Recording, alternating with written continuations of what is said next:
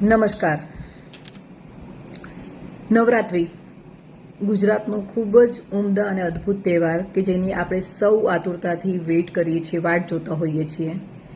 એમાં જે ગરબા આપણે લઈએ છીએ, એક માતાજીની ભક્તિ રૂપે આપણે એમાં ગરબા લઈને આપણે એમના પ્રત્યેની આપણી ભક્તિ બતાવીએ છીએ.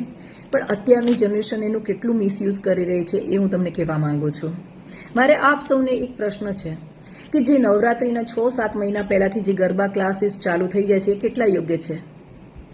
કારણ કે પ્રશ્ન એ થાય, ઘણી વખત ઘણા કિસ્સામાં મારી પાસે દીકરીઓ અને બહેનો, પરણિત મહિલાઓ બી આવી ગઈ એમાં, કે મારી પાસે આવે છે પોતપોતાના તકલીફને બનાવ બનેલા એ શેર કરવા માટે, એમાં એડવાઇસ લેવા માટે, કે જેમાં એવા કિસ્સા છે કે ગરબાના ક્લાસમાં ગયા હતા, ત્યાં મારી મુલાકાત થઈ હતી, અથવા ગરબાના ક્લાસનું નામ દઈને હું ઘરેથી નીકળી હતી, ગરબાના ક્લાસમાંથી હું ડાયરેક્ટ એ છોકરા સાથે આમ જતી રહી હતી, મારી સાથે આવું થયું, એને આવું કર્યું, એના ફ્રેન્ડે આવું કર્યું.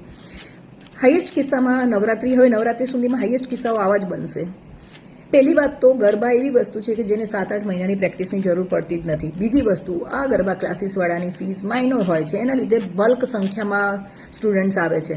પણ એ સ્ટુડન્ટ્સમાં 70% એવી પબ્લિક હોય છે કે જે માત્ર ને માત્ર મળવાના બહાને, કે એક જગ્યા મળી જાય કપલ્સને મળવા માટેની, કે જ્યાંથી એ લોકો એકબીજાનું કોન્ટેક્ટ કરી શકે, 3 કલાક પોતાની એકબીજાની સાથે રહી શકે, અથવા તો ગરબા ક્લાસનું બહાનું કરીને બહાર નીકળી શકે, રાત્રે લેટ નાઇટ સુધી ફરી શકે.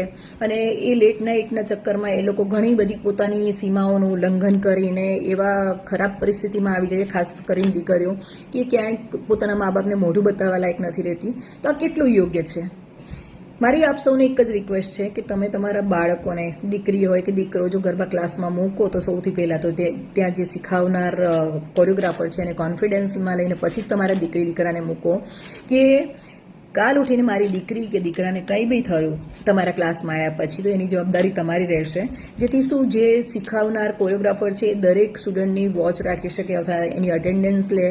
અને બીજી વસ્તુ કે આપણે ક્યાં જરૂર છે કે નવરાત્રિના 5-7 મહિના પહેલાં આપણી દીકરી કે દીકરાને ગરબા શીખવાડવાની, કારણ કે મહિનો બી કાફી છે કોઈ ગરબા શીખવા હોય તો એ વસ્તુ મને યોગ્ય નથી લાગતી.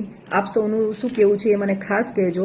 પણ આ ગરબા ક્લાસીસના નામે આજે મળવાનું જગ્યા, કે મળવાનું કપલ્સને મળવાનો અડ્ડો સમજી લો કે એ બની ગયું છે. ગરબા ક્લાસ નથી, આવા કપલ્સને મળવા માટેનો અડ્ડો જ છે. અને આ બંધ થવું જોઈએ, આટલી વહેલા ચાલુ ના કરવા જોઈએ. અને જો વહેલા કરે તો દરેક સ્ટુડન્ટની સ્ટ્રિક્ટલી નોંધ લેવી જોઈએ કે ક્યારે આવે છે, ક્યારે જાય છે, અને ફૂલ રિસ્પોન્સિબિલિટી સાથે આ ક્લાસ ચાલવા જોઈએ. તો આપ સૌની રિક્વેસ્ટ છે, તમારી આજુબાજુ આવા કોઈ ક્લાસ હોય અને એમાં તમારા ઓળખીતાના દીકરા દીકરી જતા હોય તો એમના વાલીને ખાસ જાણ કરો કે આવા કિસ્સા ના બને. પાણી પહેલાં પાડ બાંધી લેવી સારી, કે ભાઈ મોકલતા પહેલાં તમે જસ્ટ તમારી દીકરી કે દીકરાની વોચ રાખો, કેર રાખો, જેથી આવા કિસ્સા ના બને. અને દીકરાઓ સાથે બી અઘટિત ઘટના ના ઘટે, કારણ કે મિત્રોમાં બી બહુ બધા ઝઘડા થાય અને મારામારી ઘણીવાર મર્ડર થઈ જતા હોય છે. તો આ બધી વસ્તુઓને ધ્યાન રાખો, અને શક્ય હોય તો તમારા દીકરી દીકરાનો કંટ્રોલ તમારા હાથમાં રાખો. જય ભારત, જય હિન્દ.